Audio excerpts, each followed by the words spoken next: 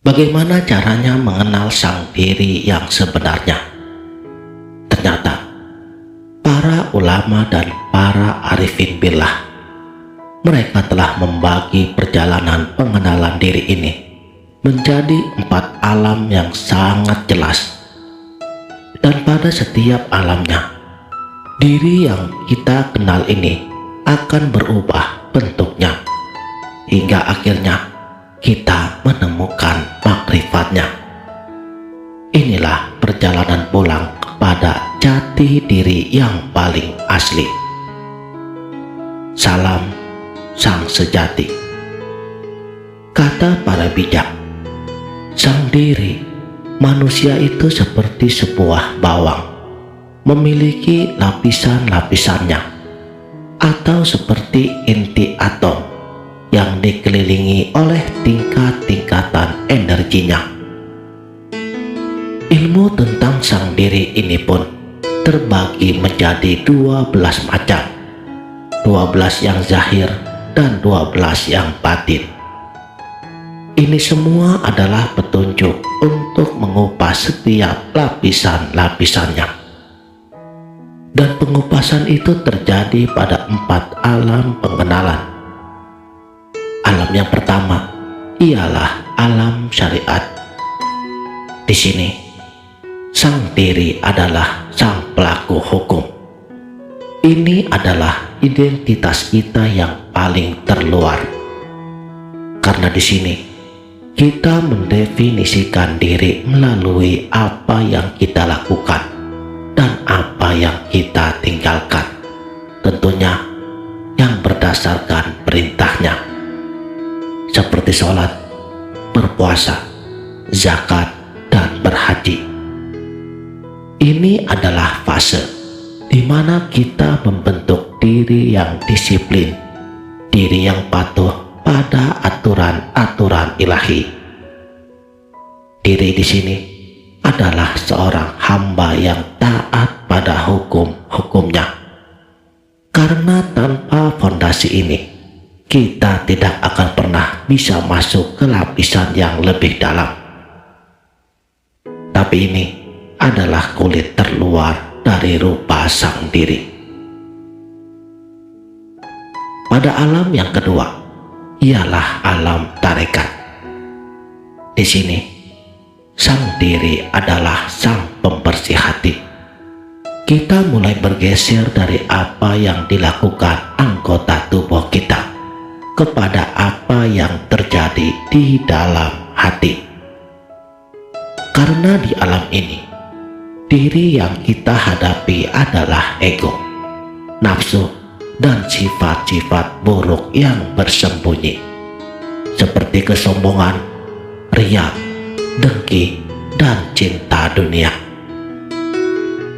Proses di sini adalah membersihkan diri dari kotoran-kotoran melalui zikir, muhasabah, dan bimbingan mursyid. Kita mulai mengenal diri yang penuh tipu daya ini.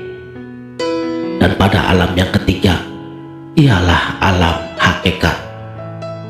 Di sini, sang diri adalah sang penerima cahaya. Setelah hati dibersihkan di alam sebelumnya, kini hati mulai bisa mengenal dan juga merasakan kehadiran Allah, Zat Wajibul Wujud. Karena di alam ini, diri bukan lagi sebagai pelaku, tapi sebagai penyaksi. Dia menyaksikan keagungan dan kasih sayangnya Allah dimanapun ia berada. Tapi hati-hati, karena di sini diri bisa terjebak pada cahaya dan rasa spiritual itu sendiri. Inilah jebakan diri yang sangat halus. Pada alam yang keempat ialah alam makrifat. Di sini, sang diri adalah ketiadaan. Inilah puncak pengenalan. Karena di alam ini, ego atau nafsu yang selama ini kita anggap sebagai diri telah sirna, hangus terbakar dalam cahaya keesaan Allah. Yang tinggal hanya kesadaran murni tentang Allah. Inilah yang disebut fana. Sang diri palsu telah lenyap dan yang tersisa adalah makrifat sejati, bahwa kita adalah seorang hamba yang sepenuhnya bergantung dan kembali kepadanya. Baginda Nabi Shallallahu Alaihi Wasallam telah bersabda, syariat seperti pohon, tarekat seperti cabangnya, sedangkan hakikat seperti daunnya, dan makrifat adalah buahnya.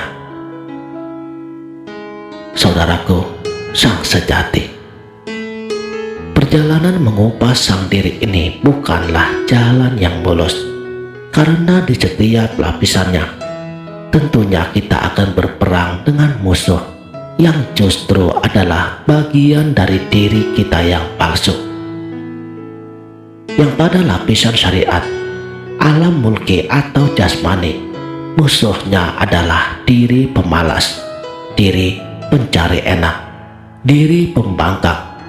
Dia akan terus beralasan untuk tidak sholat, untuk menunda-nunda kebaikan. Jadi perang di sini bersifat fisik dan kemauan. Dan pada lapisan tarekat, alam malakut atau hati, musuhnya menjadi lebih cerdik dari sebelumnya. Dia adalah diri yang sombong secara spiritual. Setelah rajin beribadah dan berzikir, muncul diri yang berkata, "Wah, aku sudah mulai hebat. Orang lain belum tentu bisa sepertiku." Ini adalah diri yang ingin diakui sebagai orang yang suci, dan ini sangat berbahaya. Dan pada lapisan hakikat, alam jabarut atau roh, musuhnya semakin tidak kasat mata. Dia adalah diri yang menyukai pengalaman spiritualitas itu sendiri, bukan lagi pada kekasihnya.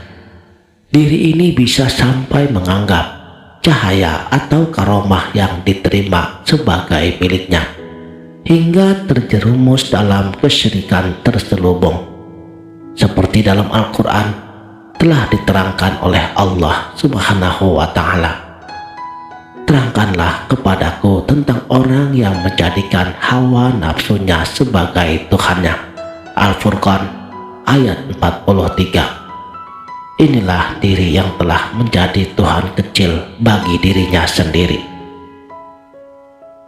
Lalu di lapisan makrifat, alam lahut atau syirik, semua diri palsu itu hangus di ruang yang hanya untuk Allah ini. Bahkan malaikat Jibril sekalipun, ia akan musnah bila selangkah lagi memasuki alam ini. Karena di sini tidak ada lagi aku, yang ada hanya Dia. Inilah kepasrahan total. Sang diri yang sejati telah muncul saat diri yang penuh kepentingan ini musnah. Lalu bagaimana kita bisa sampai? Apakah dengan meninggalkan sholat dan hanya bermeditasi atau bertafakur? Tidak, justru sebaliknya. Perjalanan menemukan sang diri yang sejati membutuhkan dua sayap. Sayap kanan adalah ilmu zahir, syariat. Ini adalah sayap disiplin, aturan, dan bentuk lahiriah. Sayap kiri adalah ilmu batin, tarekat dan makrifat. Ini adalah sayap penyucian hati dan pengenalan rasa. Jika satu sayap patah, kita tidak akan terbang, dan itu akan membuat kita hanya berputar-putar atau mungkin bahkan jatuh. Dalam hadis qudsi, Allah berfirman, "Alam dunia, syariat, adalah syaitan bagi orang alim. Alam malakut, tarekat atau hakikat adalah syaitan bagi orang arif."